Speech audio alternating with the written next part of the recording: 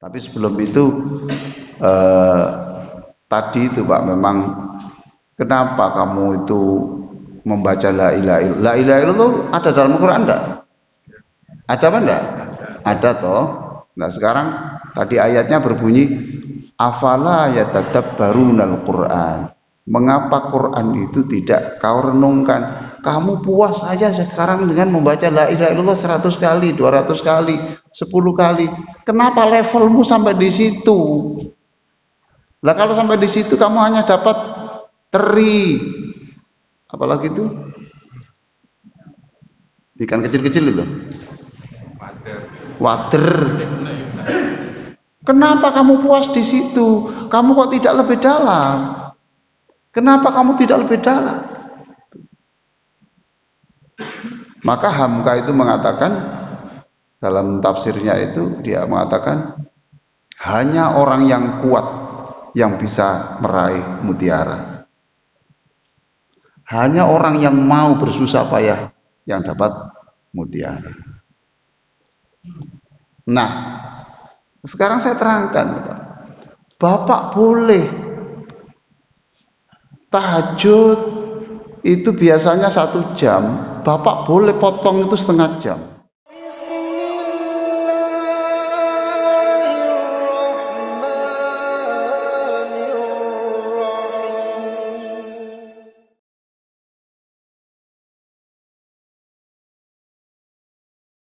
Assalamualaikum warahmatullahi wabarakatuh. Alhamdulillah wassalatu wassalamu ala rasulillah Sayyidina Muhammadin wa ala alihi wa sahbihi wa mawalah, amma ba'du. Sebagaimana biasa, sebelum saya menyampaikan kajian ini, saya akan menjelaskan yang dibaca oleh imam kita tadi itu. Yang pertama,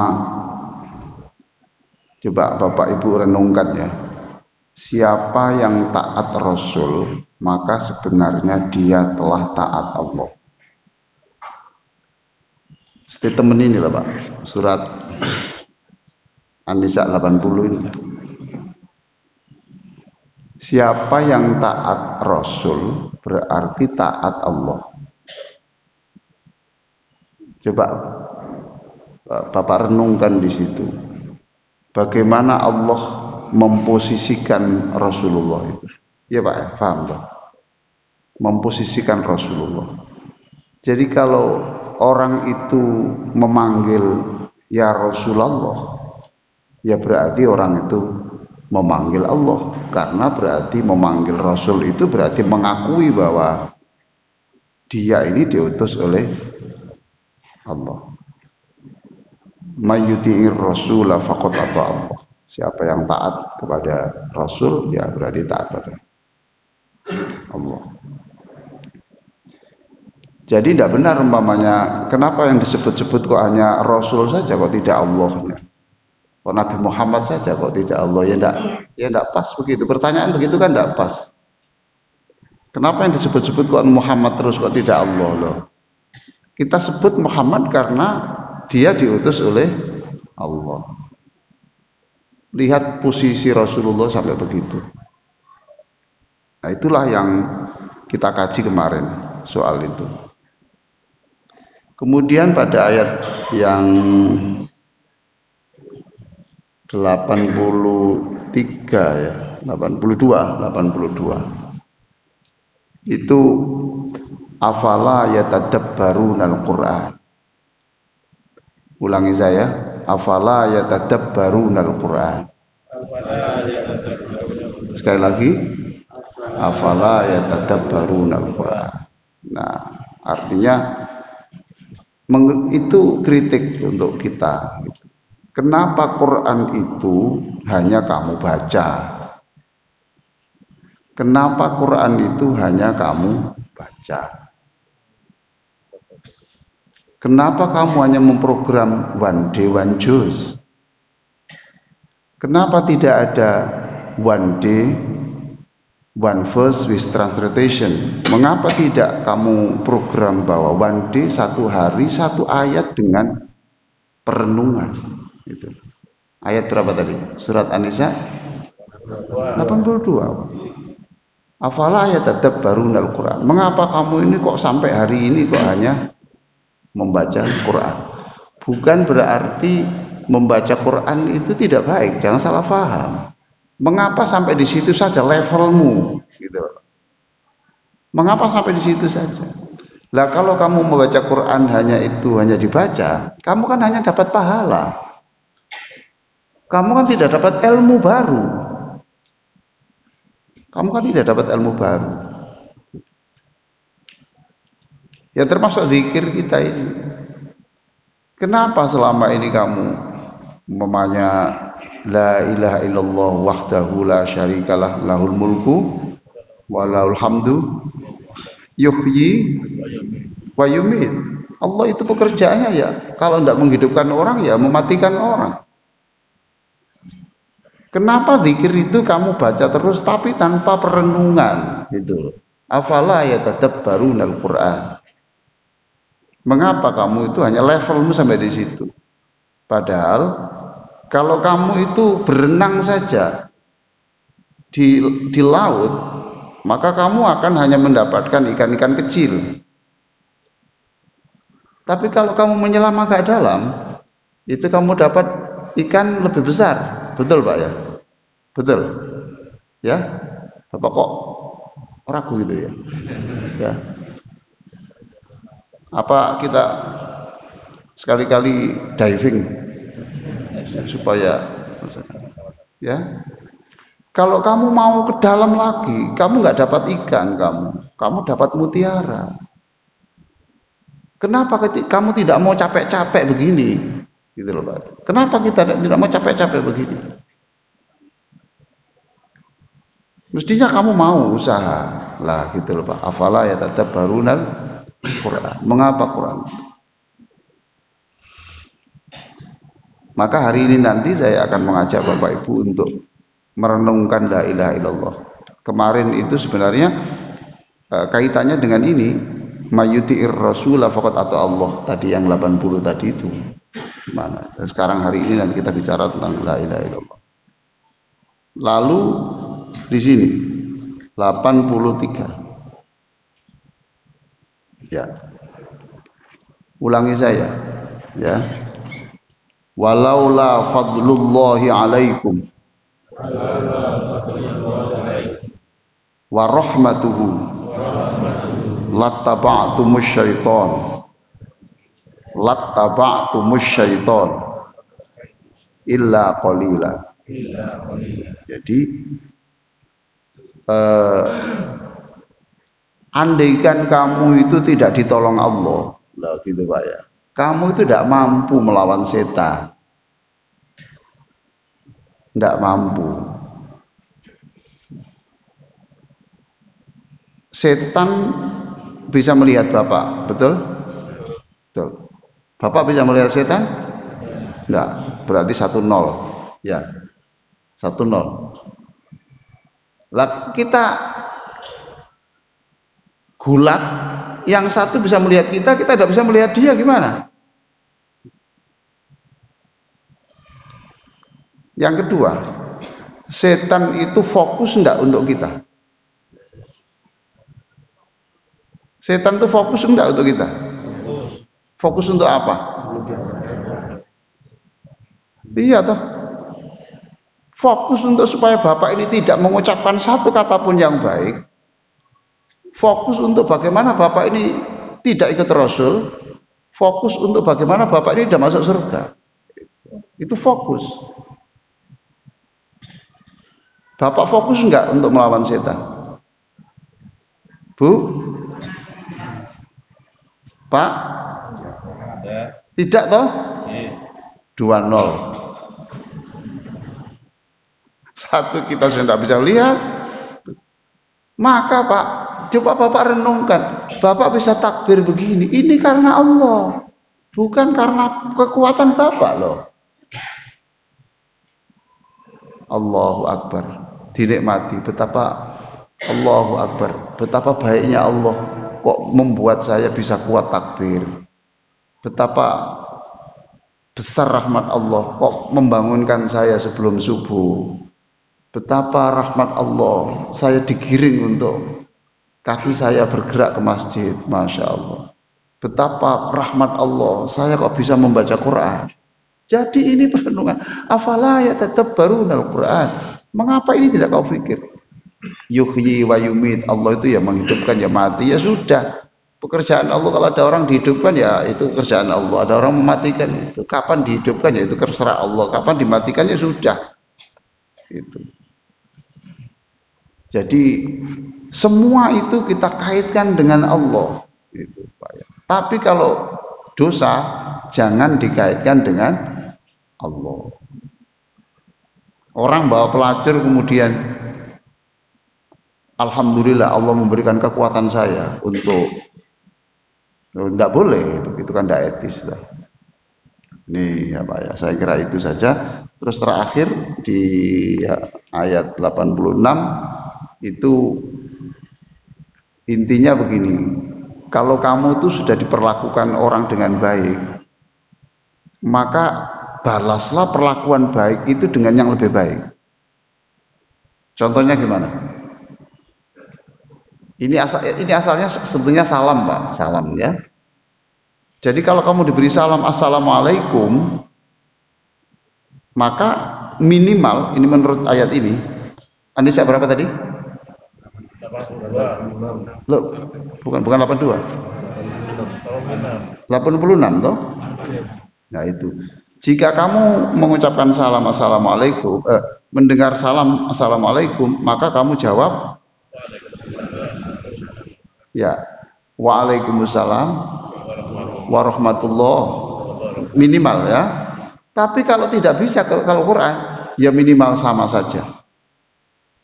Jadi assalamualaikum, waalaikumsalam, assalamualaikum warahmatullah wabarakatuh. Awas, sekali lagi saya ingatkan, jangan sekali-kali menjawab waalaikumsalam warahmah. Paham? Ada enggak yang begitu? Banyak. Saya beritahu Pak, warahmatullahi, rahmatnya Allah. Kalau Bapak warahmah enggak menyebut Allah, mengapa mulutmu itu kok alergi menyebut Allah?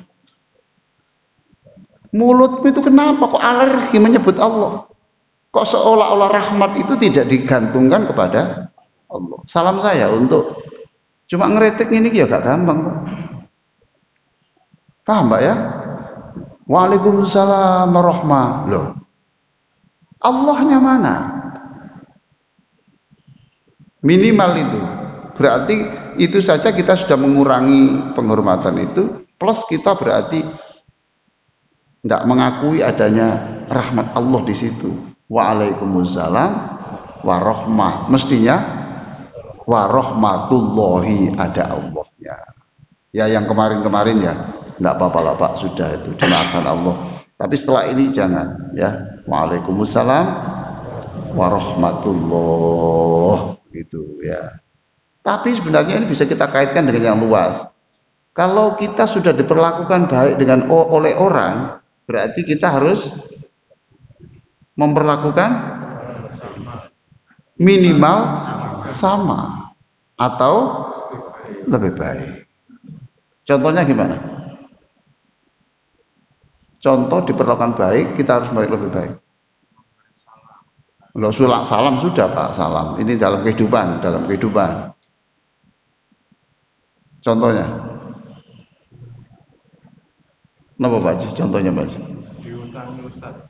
Diutangi. Balas lebih banyak. Oh. Cocok itu.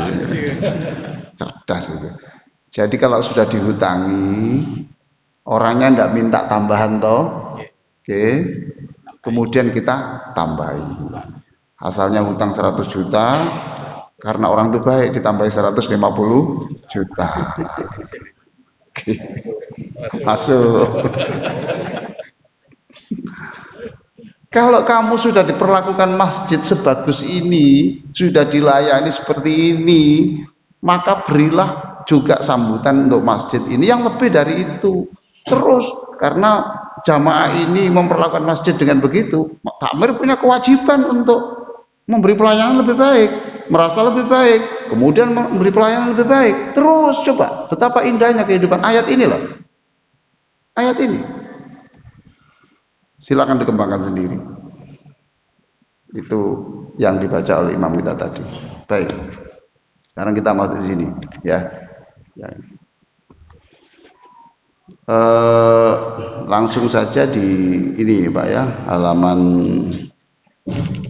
7, nih, halaman 7. Tapi sebelum itu tadi itu Pak, memang kenapa kamu itu membaca la ilaha illallah? La ilaha illallah ada dalam Al-Qur'an enggak? Ada apa enggak? Ada toh. Nah, sekarang tadi ayatnya berbunyi afala yatadabbarunal Qur'an. Mengapa Quran itu tidak kau renungkan? Kamu puas saja sekarang dengan membaca la ilaha illallah 100 kali, 200 kali, 10 kali. Kenapa levelmu sampai di situ? Lah kalau sampai di situ kamu hanya dapat teri. Apalagi itu? Ikan kecil-kecil itu. Water. Kenapa kamu puas di situ? Kamu kok tidak lebih dalam? Kenapa kamu tidak lebih dalam? Maka Hamka itu mengatakan dalam tafsirnya itu, dia mengatakan hanya orang yang kuat yang bisa meraih mutiara. Hanya orang yang mau bersusah payah yang dapat mutiara. Nah, sekarang saya terangkan, Bapak boleh tahajud itu biasanya 1 jam, Bapak boleh potong itu setengah jam.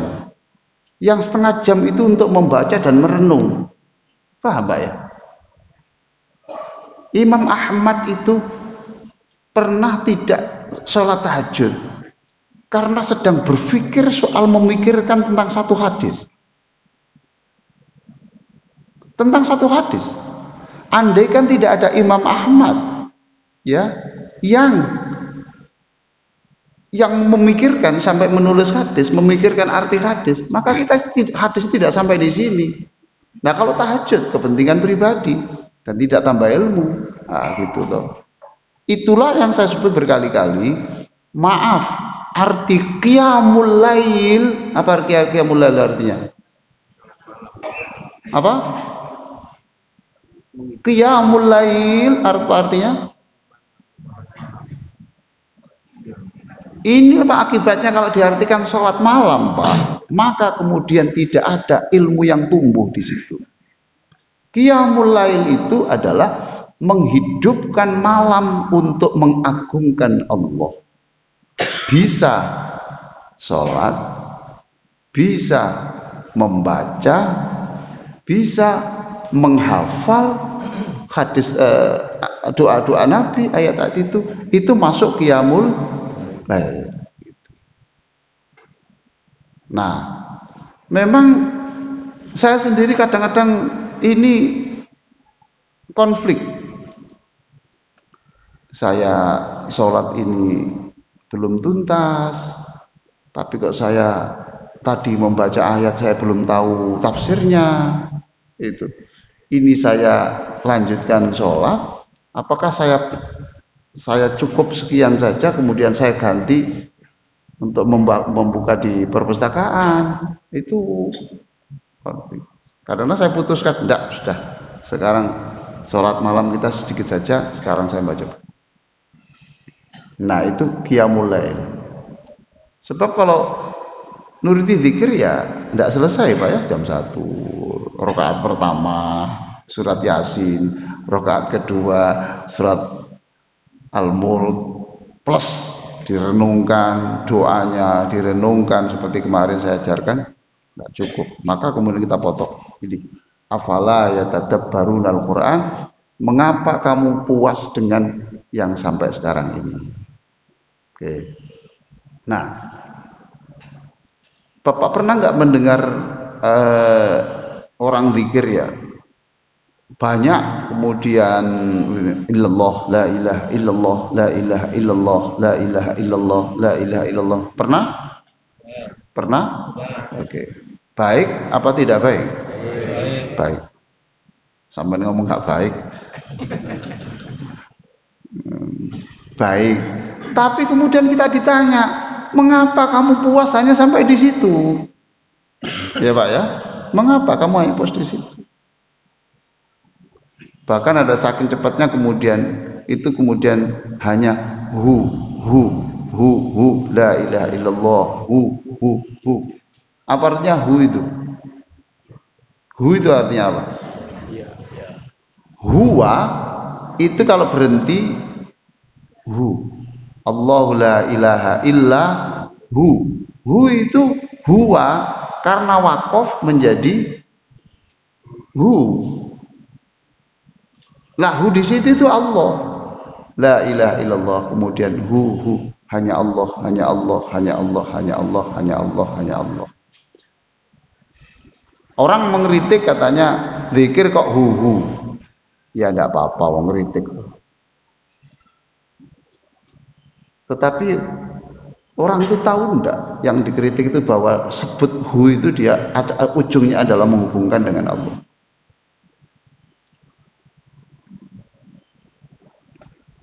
Kita jangan membiasakan kemudian cepat-cepat mengkritik loh, Pak ya.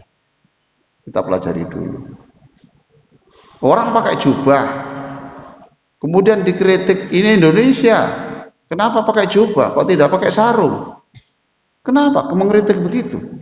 Sekarang kalau saya tanya, kenapa Anda pakai jubah?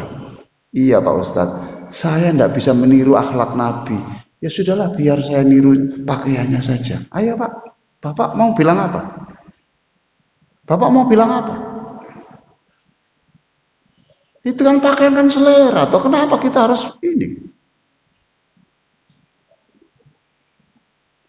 Orang dari haji kemudian pakai jubah, pakai ini terus orang kritik, oh ini Indonesia itu Arab kok pakaian. Jangan begitu. Lah kalau menurut dia itu, aku ya Allah, aku tidak bisa meniru kesabaran Rasulullah. Aku nggak bisa meniru tahajudnya Rasulullah. Sudahlah ya Allah, izinkan saya meniru pakaiannya saja. Coba, berarti kan mengaitkan bajunya kepada Rasulullah. Coba bayangkan Pak, bagaimana tanggung jawabnya di akhirat. Orang mengkritik dia, padahal dia itu disenangi Allah karena mengaitkan bajunya dengan Rasulullah. Orang ngeritik dia disenangi Allah. Allah apa enggak marah? Ya, intinya itu jangan mudah ngeritik orang. Ya. Kita pelajari dulu. Oke. Nah sekarang buku ini judulnya adalah Zikir Afirmatif. Begini Pak sekarang. Saya tanya sekarang Bapak Ibu.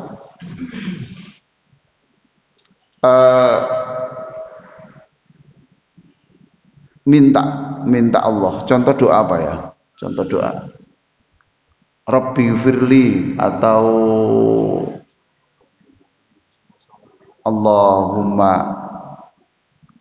Allahumma inna nas'aluka rizqa. Ya. Berikan aku rezeki. Wah, itu suweneng wae. Doa ini kalau tak ceritakan wong mesti Pak Ustadz mohon dituliskan. Rezeki. Itu zikir apa enggak? Loh. Gini Pak. Zikir itu menyebut nama Allah. Jadi orang berdoa itu ya zikir Bapak. Doa itu zikir. Zikir yang isinya meminta. Paham Pak ya? Rabbana atina fid dunya hasanah. Itu zikir apa enggak? Itu zikir, itu baca Quran, itu meminta. 3. Oke. Jadi Allahumma inna nas'aluka rizqan wasi'an halalan thayyiban. Itu zikir apa enggak? Zikir. Oke. Sekarang saya membaca Subhanallah wa bihamdi. Zikir apa enggak? Oke. Mana yang lebih baik? Sama-sama baik, mana yang lebih baik? Doa Ustaz. Apa? Ada doanya. Doa. Doa itu untuk kepentingan siapa? Kita. Panjenengan. Kalau subhanallah maha suci Allah, mengagungkan siapa? Haknya siapa? Allah. Jadi untuk haknya Bapak, lebih Bapak utamakan dari haknya Allah. Ayo.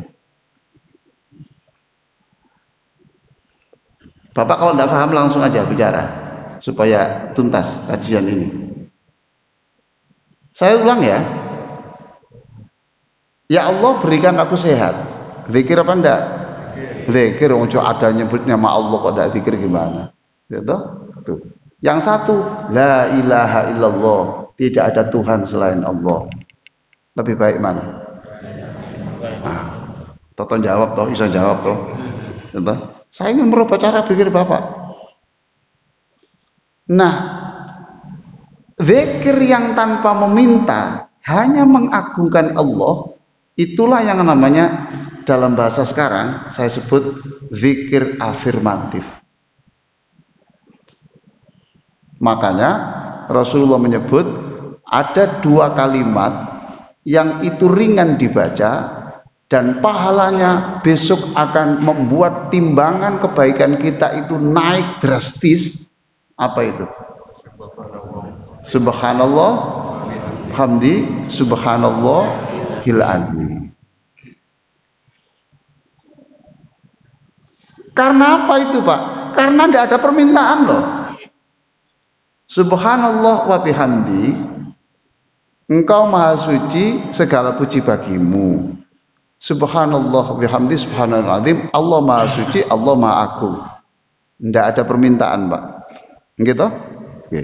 Tapi kalau ya Allah berikan aku sehat, anakku soleh, itu menonjolkan kepentingan siapa?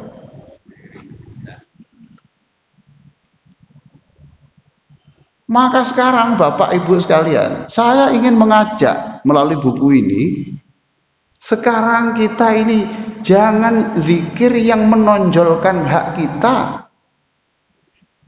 Tonjolkanlah hak Allah untuk dipuji. Jangan Bapak begini, lah aku oleh apa? Lah aku oleh apa? Kok hanya menyebut nama Allah? Pernah nggak Bapak terlintas begitu? Bapak Ibu pernah nggak terlintas? Lali aku mau cong ini dak aku kebutuhanku akeh. Pernah nggak? Sing jujur Pak, ojo goro sampai niku. Wis biasa-biasa kita telanjangi diri kita sendiri. Jawabannya Pak, tadi saya mencari kitabnya jam 3 tadi, kok enggak ketemu di mana kitab saya yang menjelaskan siapa yang mengagungkan aku sampai lupa tidak menyebut kebutuhan dia, maka aku akan memberi dia lebih banyak daripada orang yang menonjolkan kebutuhan dia.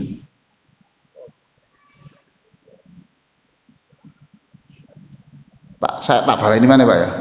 Ya, saya ulang lagi. Siapa yang menyebut Allah, mengagungkan Allah sampai lupa tidak menyebut tentang sakitnya, tidak menyebut tentang rezekinya, tidak menyebut soal konfliknya, tidak menyebut soal perusahaannya, tidak itu, sampai lupa Allah, kata Allah, aku senang kepada dia dan orang ini akan saya beri lebih banyak daripada yang menjerit-jerit itu. Karena orang kita meminta-minta itu menonjolkan hak kita, sedangkan kalau kita memuji Allah itu menonjolkan haknya Allah. Ini kelas tinggi loh Pak, ini Pak, ini Pak ya. Ini saya sampaikan setelah saya beri pengajian Bapak di sini sudah lebih dari 2 tahun. Kalau dulu-dulu tidak berani saya. Opo ae. Iya kono wis gajine akeh. profesor, ono ae lambene wong ngono ae. Wong dikongkon kaya ngono ya gak iso, sik kelas kaya ngene ngono. Kita ini kan sekarang saya berani ngomong di sini karena bapak kelasnya sudah beda. Masa sekolah yang kan sik kelas 1 ya, kan enggak toh, Pak. Naik. Nah ini, maka subhanallah wa bihamdihi subhanallahil azim itu nilai itu besok karena tidak meminta sama sekali, maka kemudian itu jadi timbangan berat di akhirat. Kalimatani khafifatani. 2 kalimat yang ringan, subhanallah wa bihamdihi subhanallahil azim. Kok ringan kenapa, Pak? Ayo. Subhanallah bihamdihi kok ringan kenapa? Ndak ada khoknya, Pak. Ndak ada botnya. Loh, ingat Pak? Kan abot Pak. Itu khok itu harus ngorok. Enggak ada. Subhanallah wa bihamdihi subhanallah enteng. Sin ya enteng, ba ya enteng, ha enteng. Tok wabot Pak tok. Habok bukum muhit plus ringan sedikit. Udah Pak, itu baca yang banyak seperti itu. Nanti kita dapat apa? Itu nanti Allah memberi sendiri. Nah ini zikir afirmatif Pak ya. Nah segini saya tulis zikir tauhid afirmatif adalah zikir yang berisi pernyataan tentang keesaan Allah yang dikaitkan dengan masalah-masalah kehidupan. Misalnya begini Pak ya. Nah sekarang digabung bagaimana ini Pak, yang pertanyaan Bapak tadi itu, aku dapat apa? Sekarang tinggal mengaitkan dengan kebutuhan Bapak. Berarti kalau kita sakit, lalu kita membaca la ilaha illallah, di dalam hati kita bunyinya apa? Ya Allah, sembuhkan saya. Ini berarti Bapak menonjolkan haknya Bapak. Enggak Pak? La ilaha illallah, yang kita renungkan apa? Ayo Pak. Yang kita renungkan la ilaha illallah. Tidak ada Tuhan yang bisa menyembuhkan saya. Illallah. Hanya Allah. Obat tidak bisa. Dokter tidak bisa. Illallah. Tidak ada yang memberi sakit begini kecuali Allah. Enggak ono santet. Wis gak ono kabeh Gusti Allah. Gusti Allah kok dikalahkan karo tukang santet iku ya apa to, Pak? Mau bisa dengan la ilaha illallah. Betapa indahnya ini. Allah senang. Oh, berarti dia itu lemah. Dia mengakui Tuhan yang bisa menyembuhkan itu aku. Senang Allah. Lalu kalau kita besok pagi harus membayar hutang 5 juta, hari ini tidak ada yang untuk bayar, kita zikir la ilaha illallah, kira-kira gimana renungannya? Tidak ada yang membantu saya untuk melunasi hutang besok jadwal saya itu illallah. Betapa senangnya Allah. Berarti dia mengakui. Untuk menggabungkan pertanyaan jenengan tadi itu, Pak. Lah aku oleh opo? Ini namanya zikir afirmatif. Tidak ada satupun kalimat yang meminta loh, Pak. Gitu. Tuh zikir afirmatif. Lah saya ingin menggabungkan bagaimana afirmasi tapi kemudian kita kaitkan itu. Sehingga nanti Pak, seluruh kehidupan kita ini adalah selalu terkait dengan Allah. Oke Pak ya. Sekarang saya tanya, Allahumma sholli ala Muhammad itu baik apa enggak? Baik. La ilaha illallah baik. Sekarang saya tanya, tingkatannya lebih tinggi mana? La ilaha illallah. Sebab sholawat Nabi itu tidak bisa diterima kalau orang tidak bertauhid. Ya paham Pak? Tuh. Maka di sini saya buatkan contoh-contoh sampai 100 di sini. Sampai 100 la ilaha illallah itu Bapak bisa rubah sendiri ya. Makanya Nabi mengatakan ini halaman 8. Jadi la ilaha illallah itu untuk membuka masuk untuk Islam ya la ilaha illallah.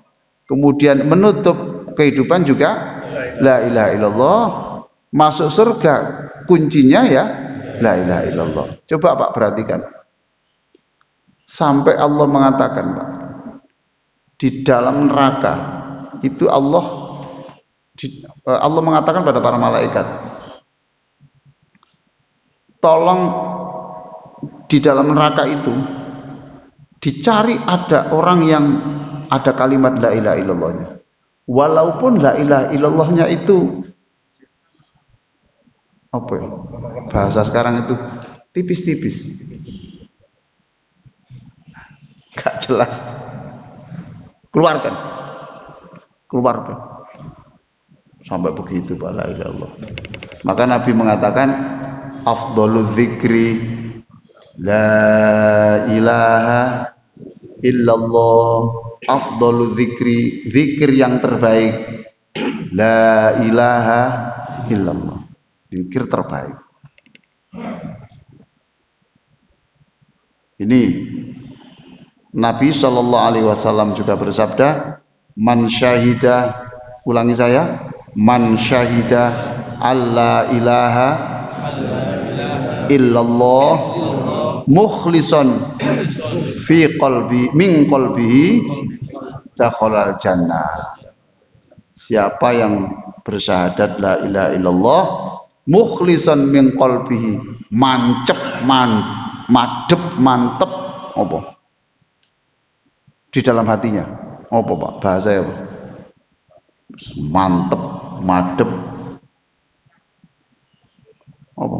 Mancep. Yakin. Allah. Jadi Bapak jangan susah gitu. Jangan susah hidup ini. Kita ini punya Allah yang maha. Yang maha. Coba sekarang ya. Di dalam surat Yasin itu kembali lagi, kenapa kita kok sampai hari ini puas dengan baca Yasin saja, kok tidak kita renungkan gitu. Padahal di situ ada kata-kata yang contohnya Pak ya. Ayo baca bersama-sama.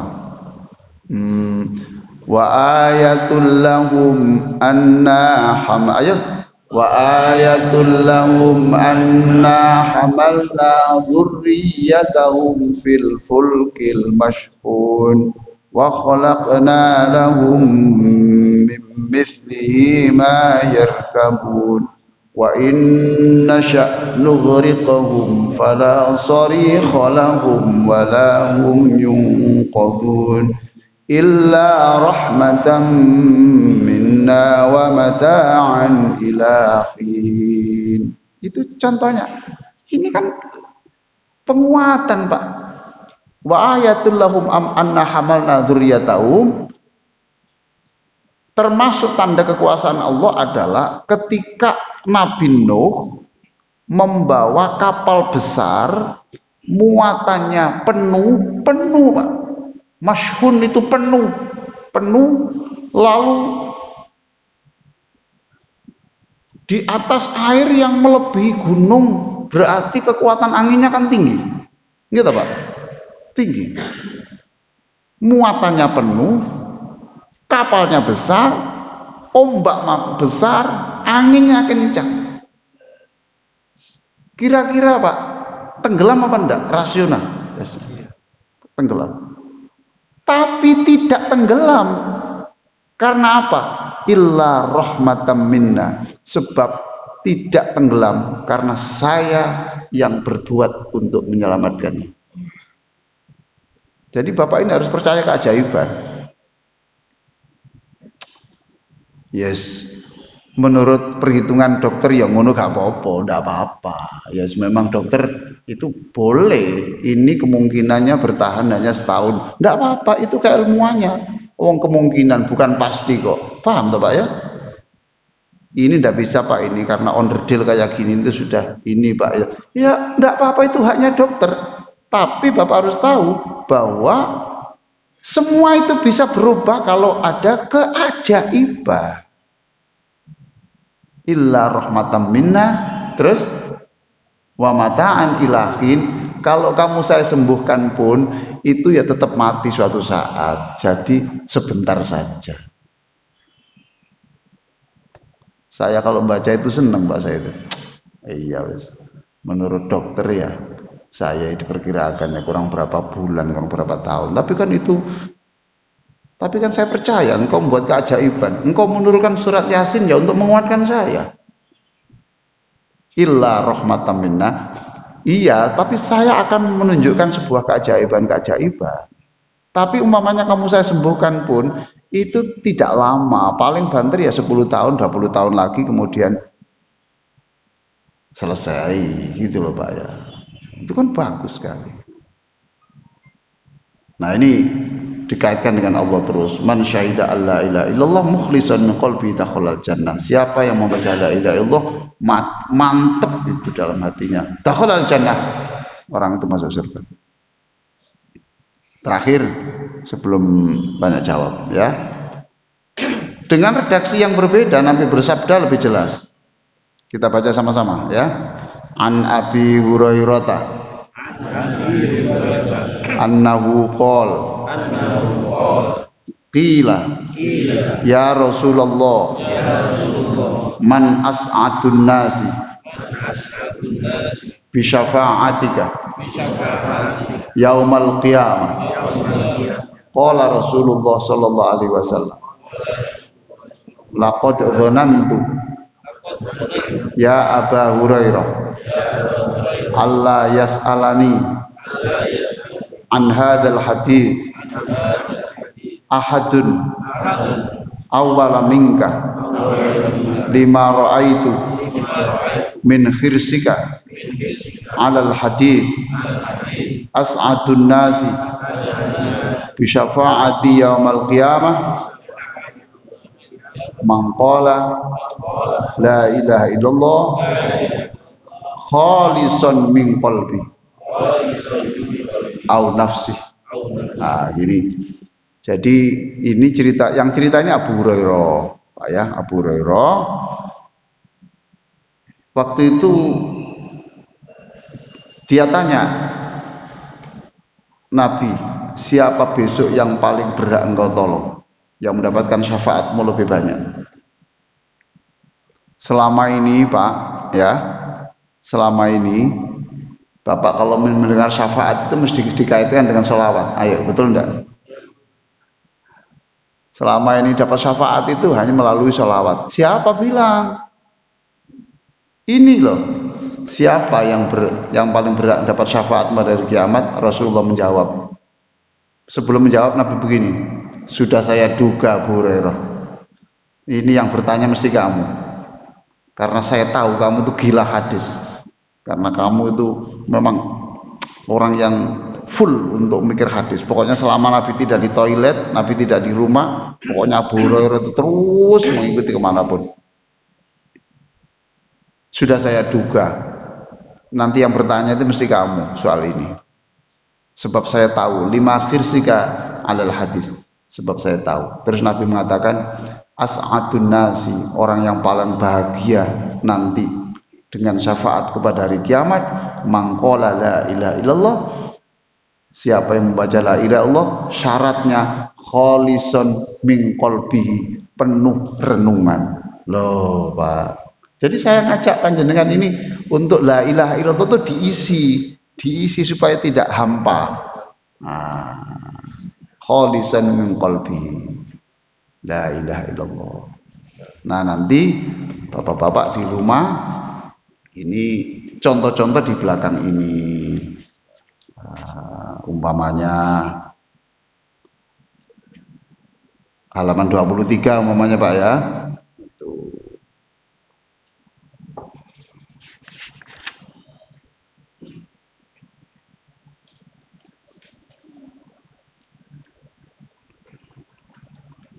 Halaman 23 umpamanya itu tahu Pak 23 ya. 23 contoh saja, ini contoh saja. Poin 11 umpamanya gitu, tidak ada yang mengampuni dosa-dosa bapak ibu saya, mertua saya kecuali Allah. Jadi kita ini la ilaha illallah. Ingat bapak, ingat ibu, ingat mertua. Jangan dilupakan Pak, mertua itu Pak, tolong Pak. Ya, gitu. Ojo gelem anak enggak gelem bapak ya Pak. Kan sebaik-baik orang toh memberi bapak istri itu loh Pak. Wong dimong sak 10 tahun dekekna sampean niku lho. Sampeyan sekarang enak tok gak gedekno gak apa. Wis ngono dikongkon meteng. Aduh. Ibu ya gitu, itu suami ibu itu kan digedekno. Sampeyan gak malah gedekno, gak malah menghitankan, sampeyan wis user.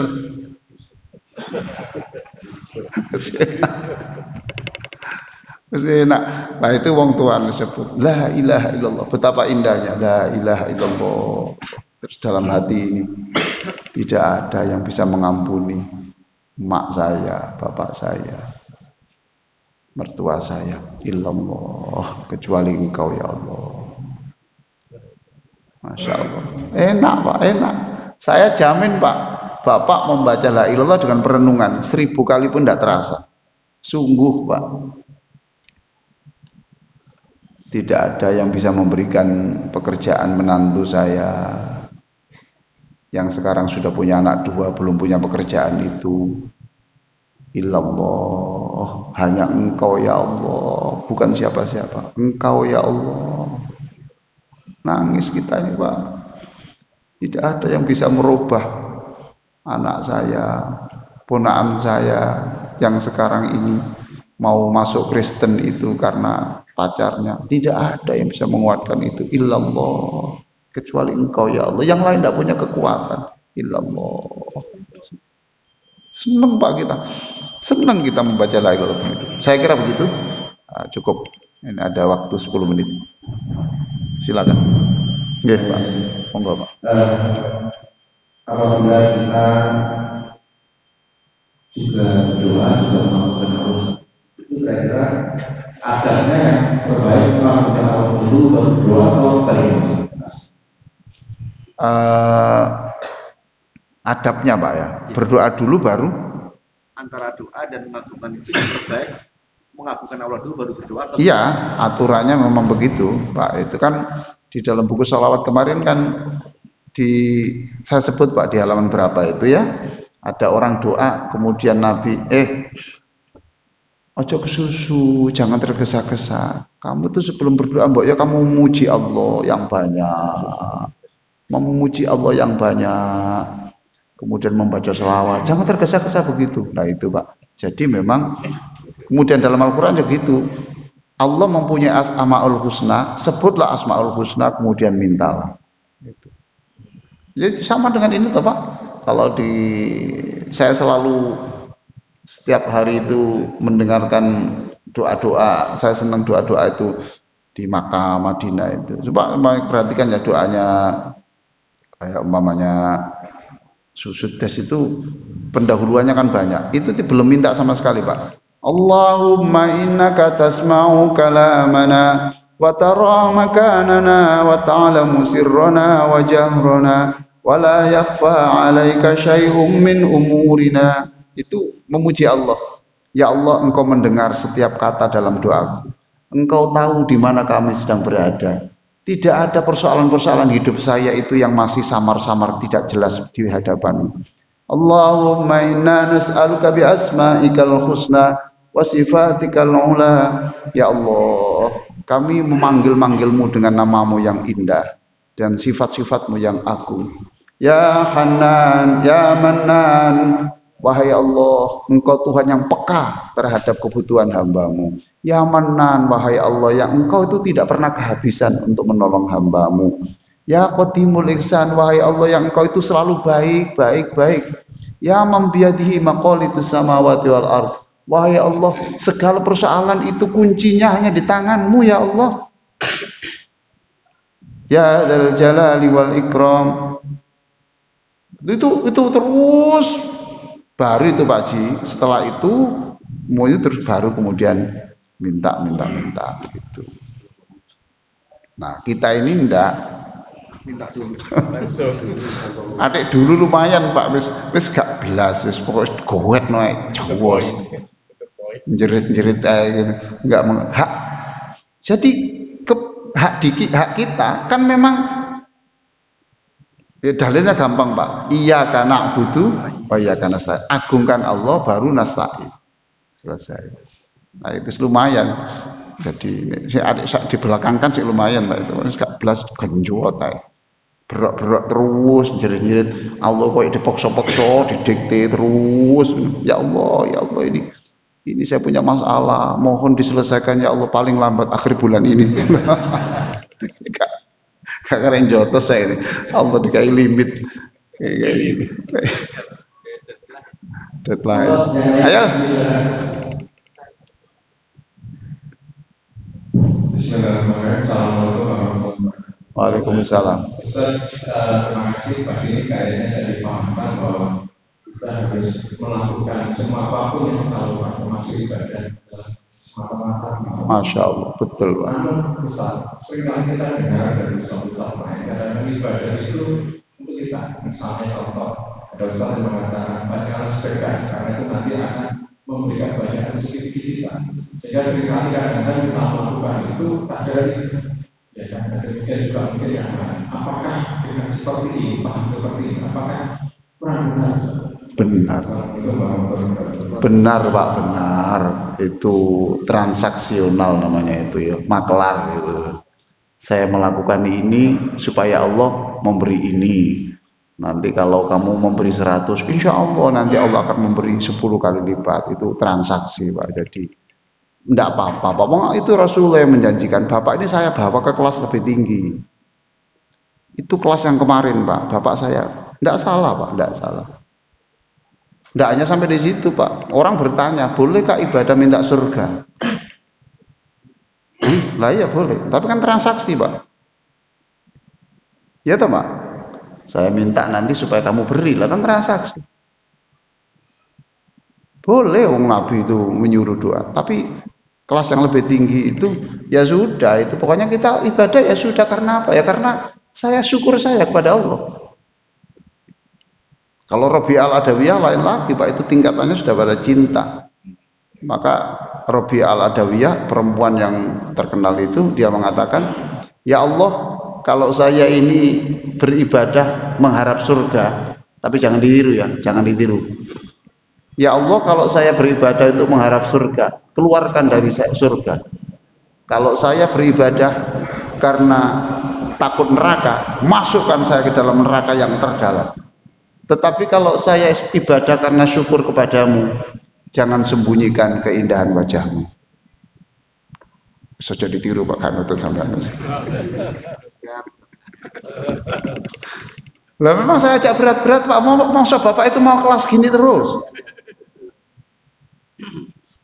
Oke, Pak ya. Silakan. Masih ada 5 menit. Ini mungkin ibu dulu, Bu. Ibu. Ya, ngalah.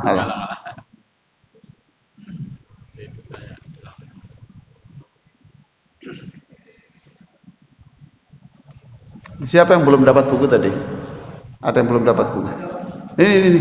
Saya ada kelebihan satu. Assalamualaikum warahmatullahi wabarakatuh. Waalaikumsalam warahmatullahi wabarakatuh. Saya mau tanya Ustaz, dua kalimat syahadat ini kalau kita baca karena kan kita dari kafir menjadi Islam Ustaz. Jadi dosa-dosa kita diampuni. Kalau kita membaca kemudian dari Allah kalau kita membaca itu ada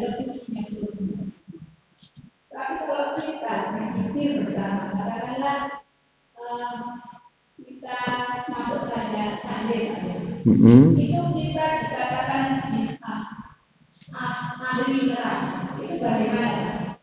Mohon. Ya tidak apa-apa toh Bu, ngomong terus sekarang wis bapak toh Bu sing tahlil mlebu neraka itu wis biar ndak apa-apa aja kaget-kaget Bu, ngkat biyen wis ana ngono. Sing gelem ya itu. Sing gelem ya budal ndak ya sudah gitu. Kita wis capek Bu, capek begitu itu. Ya Bu ya, itu. Ya coba Pak sekarang Ibu umpamanya. Bisa saja Bu nanti, kemudian Allah nanti maaf saja ya, bisa saja yang ngomong begitu bisa saja dimasukkan neraka duluan. Karena apa? Kamu kok tahu-taunya kamu punya hak memasukkan neraka? Apa kon itu Tuhan? Gimana Bu? Paham Bu ya? Sopo sing tahlil itu bid'ah masuk neraka umpamanya gitu. Lah sekarang umpamanya Allah mengatakan kamu itu kok pinter-pinternya memasukkan neraka. Neraka itu milik mbahmu. Jawab apa? Berbeda pendapat boleh, tapi jangan menghakim-hakimi begitu. Sudah gitu aja Bu. Ibu kalau menganggap bid'ah ya sudah, tidak apa-apa. Tapi kalau la ilaha illallah ini mana yang bid'ah? La ilaha illallah. Mana yang bid'ah? Paham Bu ya? Itu kalimat la ilaha illallah tiada Tuhan selain Allah begini. Ibu saya pikir tadi pertanyaannya gini, kalau kita zikir la ilaha illallah kan cepet toh? Iya toh Bu? Iya toh Pak? Iya Pak. Lalu kalau zikir bareng-bareng la ilaha illallah. Mikir gini Pak, yuk rawone adem Pak. Ini semua ini adalah untuk pribadi. Kalau sudah kolektif itu kita mengikuti sistem. Gitu loh, sama dengan sholat ini loh, khusyuk nggak bisa jamaah karena kita harus mengikuti ritme ini. Nah kalau saya memang tahlil walaupun saya nulis bukunya kemudian la ilaha illallah tidur enggak Pak, ganti buka HP kabeh Pak, ndelok video kabeh Pak ya toh, soto rawone adem kabeh, kerubuke wis melempem. Allahumma sholli ala sayyidina Muhammad wa ala alihi washabihi ajma'in walhamdulillahirabbil alamin. Rabbana hab lana min azwajina wa dhurriyyatina qurrata a'yun waj'alna lil muttaqina imama. Allahumma ja'al akhir kalamina la ilaha illallah. Oh, jadikan akhir kata kami dalam hidup ini la ilaha illallah. Allahumma ja'alna mimma yunada ya ayyatuhan nafsul mutmainnah irji'i ila rabbiki radiyatan mardiyah fadkhuli fi ibadi wadkhuli jannati. Ya Allah, jadikan kami termasuk orang yang kau panggil wahai manusia yang hatinya tenang penuh la ilaha illallah. Masuklah kamu ke dalam surga, bergabunglah kamu dengan rasul-rasul dan syuhada untuk ke dalam surga. Wassallallahu ala sayyidina Muhammadin wa ala alihi washabihi wasallam. Alhamdulillahirabbil alamin. Wassalamualaikum warahmatullahi wabarakatuh.